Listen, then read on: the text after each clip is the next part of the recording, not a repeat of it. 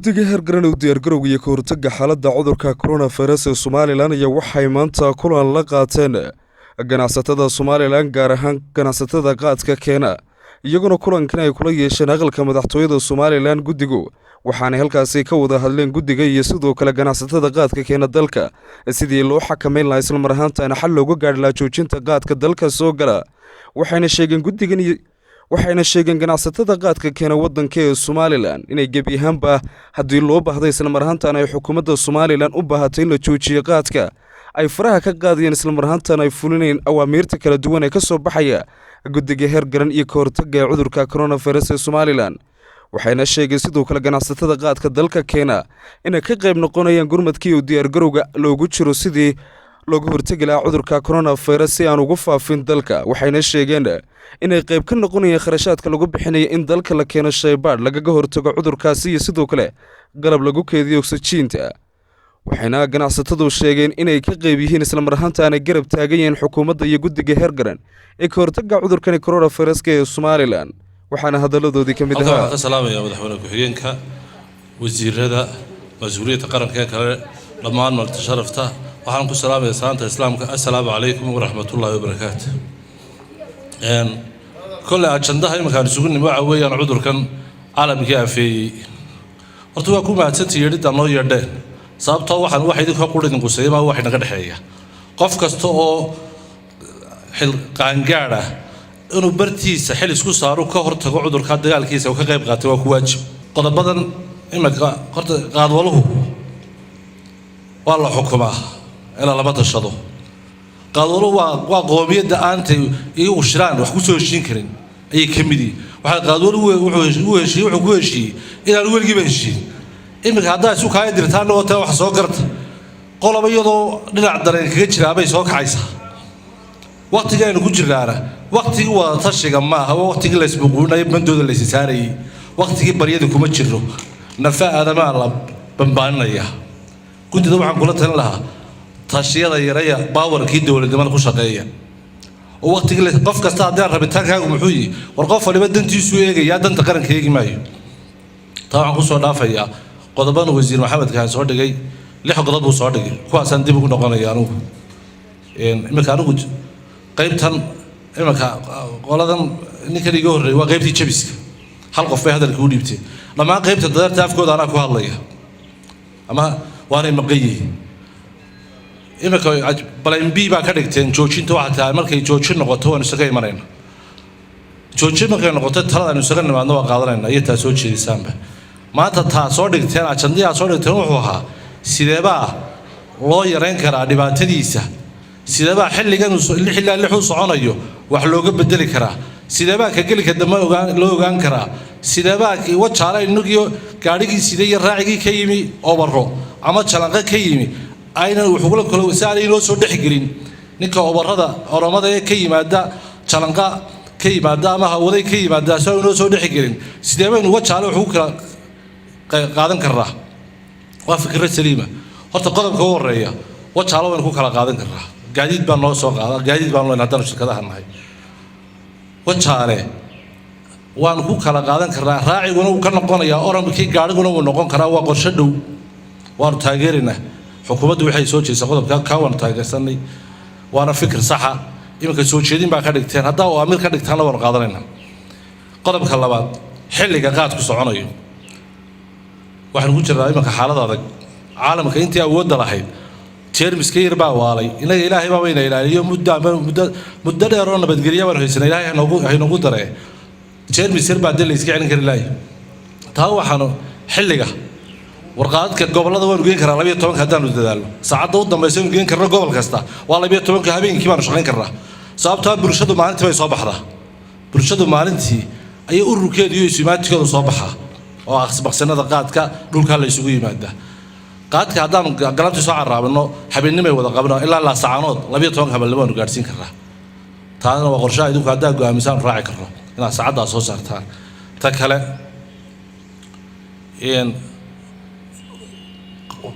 ma qaba wax qaybaha qaar waxbaanu ka qaban karaa qaybna waa wacyigelin qaadku markuu aqaladayna ka baxo uu kabadhada ku dhaco kolay dad badan ma soo ururo laakiin fadhiyada maqaaxiyaha ayaa la isugu yimaado waxa laga yaabaa marka qaad meel lagu iibsanayo 3 qof 4 qof inay soo dul taagaan kabarkii qaadka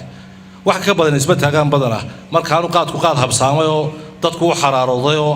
dil waayay aanu ahayn qof mar buu mijinta iibsanaya laakiin meelaha lagu ururayo dee wacyigelin ay dawladdu siiso maqaaxiyaha dad kale mas'uuliyiinta lagu xisaabtamo dadka laga xiro dabagal kale qaab shaqeed kale dawladdu u baahantay waxaan dawladdu kula taleenaano meelaha goobaha qaadka ku rogno in lagu daro buufimada qaybaha habeenkiina loo buufiyo sababtoo waxa isugu imanaya subaxii ama habeenkii imika 4 habeenimo haddaanu dadaallo halkan maanta 8 barkii baan qaadka soo qaybiyay waan qaybin karaa qaadka bari soo guriya 4 habeenimo iyadoo dadku soo toosin taasi waa yarayn la yaraynayo dadkii soo imanayay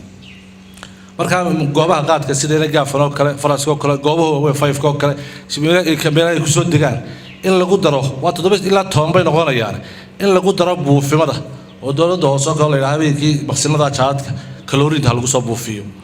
taasina way ka qayb qaadanaysaa kullu talaan ku soo kordhinayno way laakiin talooyinka soo jeediseen waa talooyin macquul ah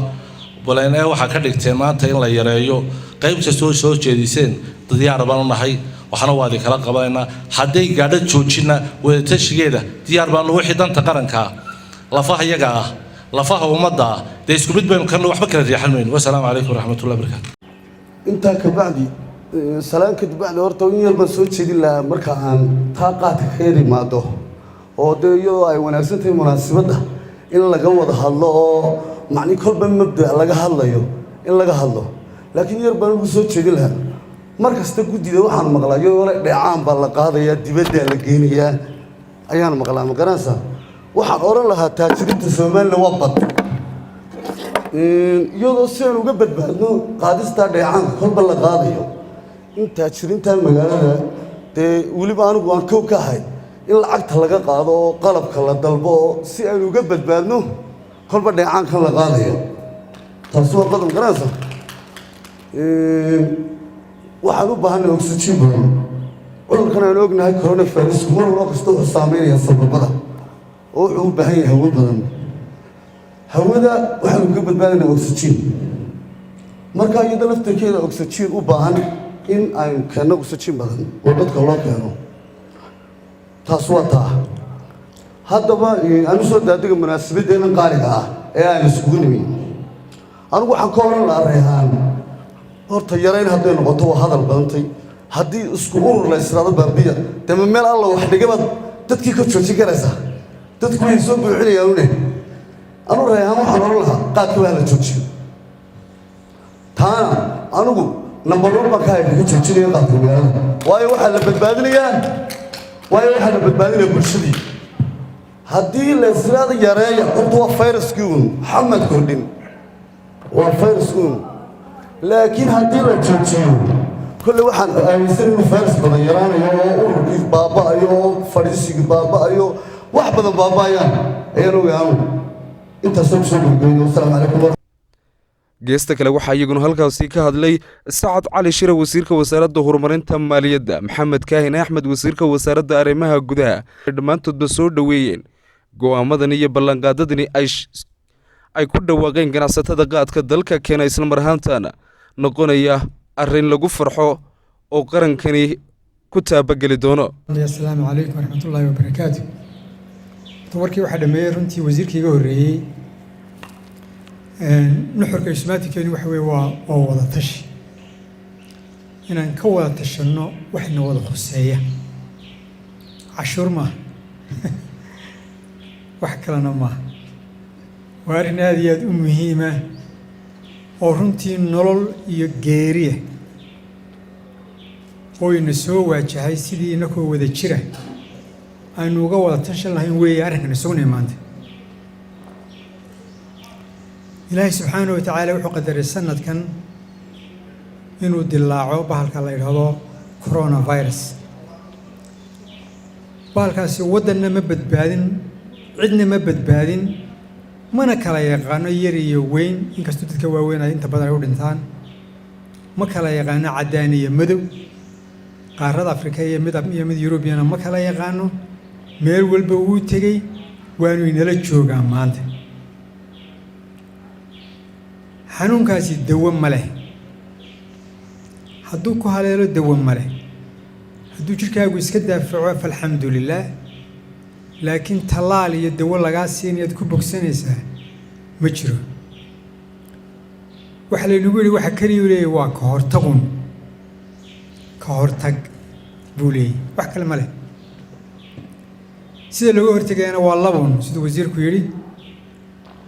waa nadaafad iyo kala fogaansho bes wax kale ma leh iyadoo nadaafadda lagu dadaalo khaasatan gacmaha meedhistooda la badiyo iyadoo la kala fogaado innagu dhaqan ahaan waxaynu nahay ummad bulsho ah ummadaha kale haru maray inta badan waa keli noolaadayaal keli baa loo nool yahay innaku wadar baynu noolahay guriga 10 qof baa jooga meherada 5 baa jooga amba kaba badanbaba baskii loogu talagalay 20-40 baa la socda suuqyadeena iyo makhaadaheena waa aragteen waa la isku urursan yihiin waxaynu u baahanahay dhaqankaa inaynu bal wax ka bedelo dhaqamadeena waxaa ka mid ah qaadku manfac ma leh waan wada ognahay gidigeenba laakiin dee dhaqankeenu ka mid noqdo qaadku waa ganacsi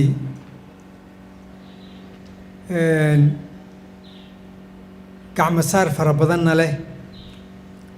isu soo dhowaansho fara badanna leh waa ganacsi macaamiisha neeftoodu isa soo gaadho laga soo bilaabo customka ilaa mafrishka waa ganacsi bulsho sidee baynu bulshadeenna u badbaadinaa arrinka isugu nimi kaa weeye oo uga badbaadinaa waxyaabaha fidinaya xanuunka ee la xidhiidha jaadka cidda halista uu ku yahayna maaha ka cunayo keliya waa dareewalka waa ka kabarhka taagan inta wada shaqaynaysa dabcan iyo dee macmiishaadi inay macmiishiinu badbaado shaqaaluhuna badbaado inta nolol ka daydaana badbaado dadkana laga badbaadiyo ayaa loo baahan yahay ra'yigeeda madaxweyne ku-xigeenka wasiirada mas-uuliyiinta gobolka akhyaarta hablaha iyo raggaba leh ganacsiga qaadka qaabilsan halkan maanta ku kulannay asalaamu calaykum waraxmatullaahi wabarakaatu waxaynu wada ognahay aynu si fiican uga dheregsannahay in caalamka maanta ay aafo weyni ku habsatay oo aad iyo aad adduunyadoo dhan looga warwarsan yahay aafadaas sida looga bixi kara lahaa maanta adduunyadii oo dhammina maxaanku dhahdaayey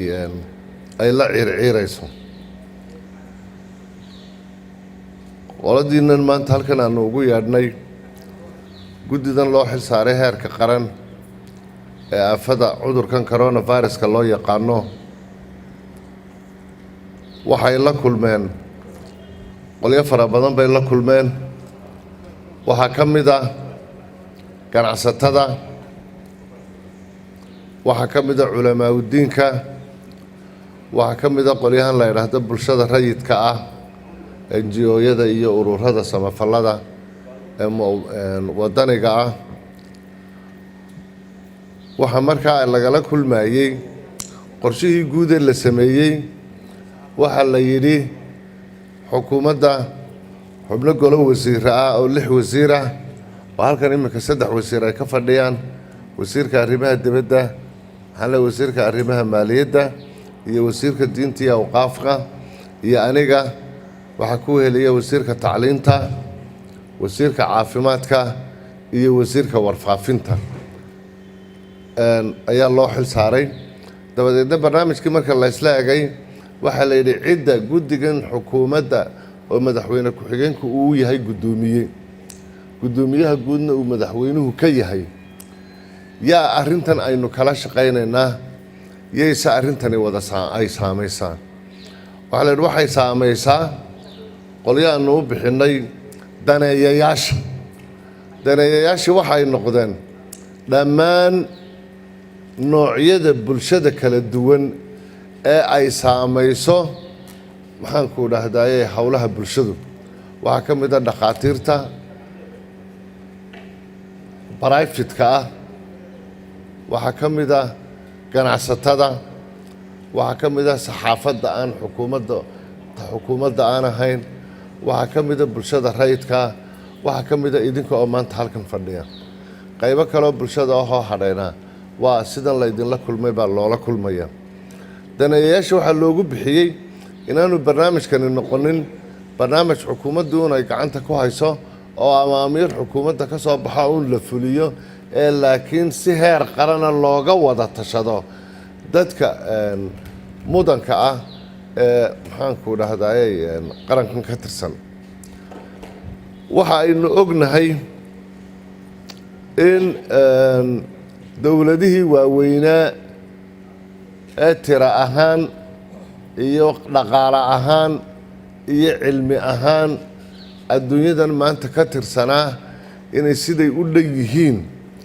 maanta iyaga laftoodii la baaxaadegayaan oo cudurkani ilaa iyo iminka meel loogu abtiriyo iyo si allaaliya siduu yahay aan la garanayn taladiisii waxay dhaafi weyday dadku hana kala fogaado oo ha kala durko nadaafadina ha jirto oo ha la faraxasho nadaafadda guud ee maxaanku dhahdaye hadday guriga ka bilaabanto iyo hadday magaalo tahay iyo hadday baadiyo tahay bafalogad ha la qabto waxaa markaa aanu samaynay guddidan qorshaa la sameeyey gobolladana qaab dhismaa loo sameeyey heerka qarankana guddidanaa loo sameeyey markaa dhammaan gobollada guddiyadii maxaanku dhahdaye gobolka oo lagu kordhiyey mas-uuliyiin kale gobollada waxaa ka howlgala oo maamulkooda gacanta ku haya guddi la yidhaahdo guddiga nabadgelyada waxaa lagu kordhiyey isuduwaha wasaaradda caafimaadka isuduwaha wasaaradda waxbarashada isuduwaha wasaaradda warfaafinta isuduwaha wasaaradda waxbarashada iyo isuduwaha wasaaradda diinta iyo awqaafta waxaan kaloo la kulannay culimada maxaanku dhahday jamhuuriyadda somalilan oo ilaa iyo gobollada isaga timi oo 2 jeer aanu kulannay tala bixintii ay soo jeediyeen waa kuwii xalinta saxaafadda ka sii daayey marka xanuunkii wuxuu noqday ka hortag mooyaane inaan maxaanku dhahdayey si kaleoo laysaga ilaaliya inaanay jirin adduunyada maanta wuxuu marayaa milyan iyo googo dowladihii ugu xoogga weynaa marka la qiyaaso habeen joogto ama 24 saacadood meelaha qaarkood waxaa kordhaya 10,000 oo qof ama ka badan dhimashadii daldal bay 10,000 gaarsiisan tahay dalka ugu yarna wuxuu marayaa habeenkii 1,000 iyo googo ayuu maxaanku dhahdaye maraya waxaan idinku yeedhnay geedka lagu dhahdo qaadku waxa uu ka mid yahay waxyaalaha ay isugu yimaadaan bulshadu min goobta laga ganacsado min goobta lagu cunayo waxaa kaloo wararka uu isa soo tarayaa oo maanta la xaqiijinayaa adduunyada maanta dal walba waxaa la tiriyaa 24 saacadood tirada ku soo korodhay dalalka aynu jaarka nahay waa Jabuuti waa Itoobiya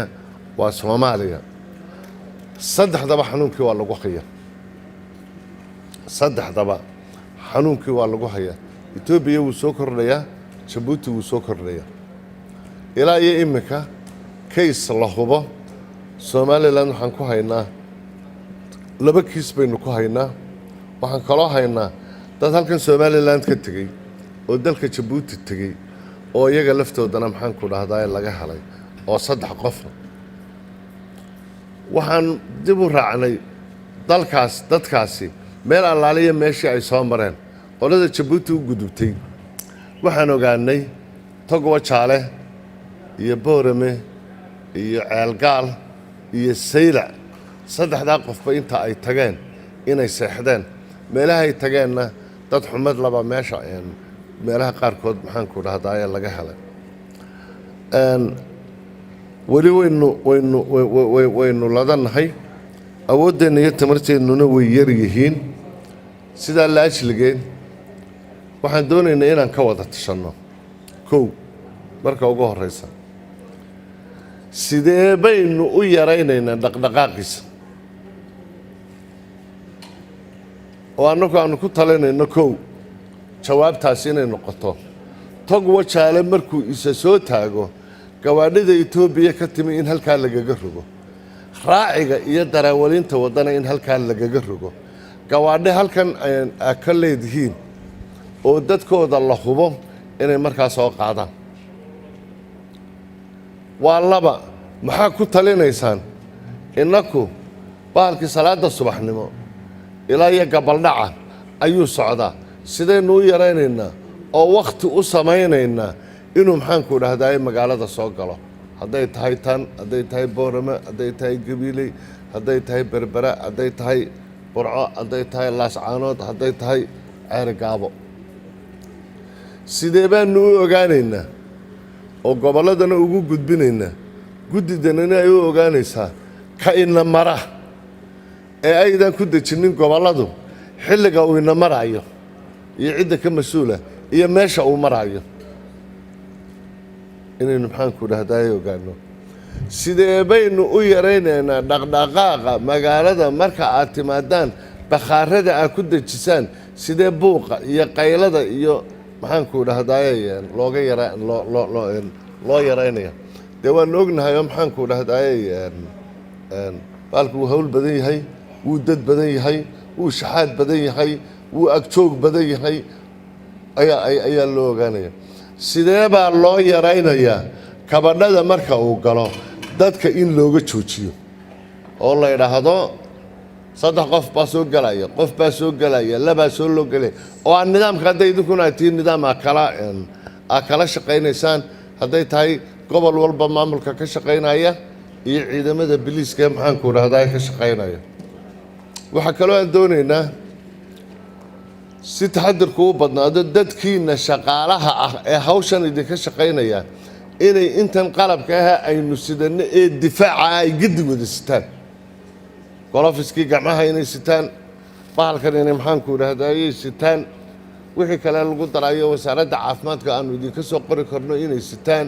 oo idinku keentaan oo magaalada way yaallinan la keeno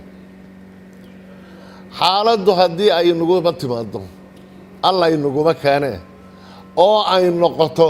inaynu bahalka gebigiisaba joojinno sidee baynu u wada joojinaynaa idinkoo idinka laftiinnu qayb ka ah oo daaynaa baadiyaha iyo magaalada iyo isariyan oo aanu dagaal kale inagu noqon oo aanu khasaare kale inagu keenin oo naf iyo maalba leh waayo shaqada qura ee imika ina hor taallaa waxa weeye in aynu ka shaqayno bulshadeenna ilaahay la kaashanno inaynu ka badbaadinno inaanu xanuunkaasi inagu fidin haddii uu fido iminka waxaa la hayaa adduunyada ninkii u taarjirsanaana waa la hayaa wuu helay madaxdii dowladahana wuu helay ra-iisul wasaareyaal buu helay madaxweyne ku-xigeenayaal baa dhintay wasiiruu ku dhacay oo dowladihii xoogga lahaa marka waa xanuun dadka simay adduunyadana simay hawadaa laga qaadayo hawadaasi keenayso maxaanku dhahdaye dalalka isaga gudbaya laakiin inaku in aynu maxaanku dhahdaye fologeed qabanno waxyaalaha guddidan go-aamada la gaaray waxa weeye waxaa fasaxan bushcuradda laga ganacsado ee iyaga aan la lahayn waa laga qaadaya raashinka daawada waxyaalihii maxaanku dhahdaye ka mida maalinba waxbaa soo baxaya waxyaalo cusub oo iminka laga qaadaya maxaanku dhahdaye ayaa jira mainly halka uu inooga yimaadana maanta watan arrimaheedii maxaanku dhahdaa la soo xaqiijiyey marka waxaan doonaynaa inaanay ahayn dowladda oo qura cidda awaamiirtu ka soo fulayaane inay dadka oo dhammi cidda ay khusaysa aynu talo guud wada samayno oo cid waliba talada ay hayso ay dafalogood qabato cid walbana talada looga doonaya waxa weeye waxa ay dadka uga fara dhuudhuuban tahay meheradda mihinadda ganacsiga arrinta ay gacanta ku hayso sida ay isleedihiin badbaadana way ku jiraysaa waxna way u soconayaan intaasaan anu kusoo koobi lahaa wasalaamu calaykum cabdiraxmaan cabdilaahi ismaaciil saliici madaxweyne ku-xigeenka somalilan ahna guddoomiyaha guddiga heergaran ee ka hortaga xanuunka caabuqa ee coronavirus ee somalilan ayaa isna dhankiisa halkaasi gebagabadii ka hadlay isagoona uu si ballaadhan u soo dhoweeyey go'aamadan ay soo saareen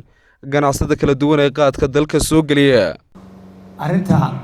waa xarimadii horreysay waxaan idinku yeernay inaan watashano sababtoo ah waxaa ka wanaagsan marka hore amarka guud ee qofka lagu dejinayo daruuradda markay timaado in horta tashigu horeeyo markaa markuu tashigu meel laysla soo gaadho markaa amarku dambay maraya kolkaa anagu naga maqnaydeen ayna siixaysayn waxaan nidhi war maanta dhaqaalaha laba qolo unbaa laga yaaba inay dhaqaalo ku weydo haddii ay hawshaasi joojin laga gaadho daruurda inagu qasabto dowladdu cashuurteeda ka weyda dadkii idinka hooseeya ee ku noolaa oo iyaguna yoobiyaha ka helaya oo iyaguna meesha ku waaya dhaqaalahoogi laakiinse waxaan nidhi qolada wax soo dejisaayey maanta waa tujaarteeni oo bil haddii la idhaha kumeelgaar balbil u joojino waxay cunaan way haystaan baan raasamaalkii way idinka muuqataay oo runtii ereygeeni kala warwareegaynay inaad ku dhacdaan oo tirahdaan haddii ay dantu kalifto waan ogola haddaad tirahdeen aada iyo aad baad u mahadsantihiin waana sidii wadaniyadda iyo dadnimada iyo diintu nafaraysay waana nafteennii waxaan maanta u dadaalaynaa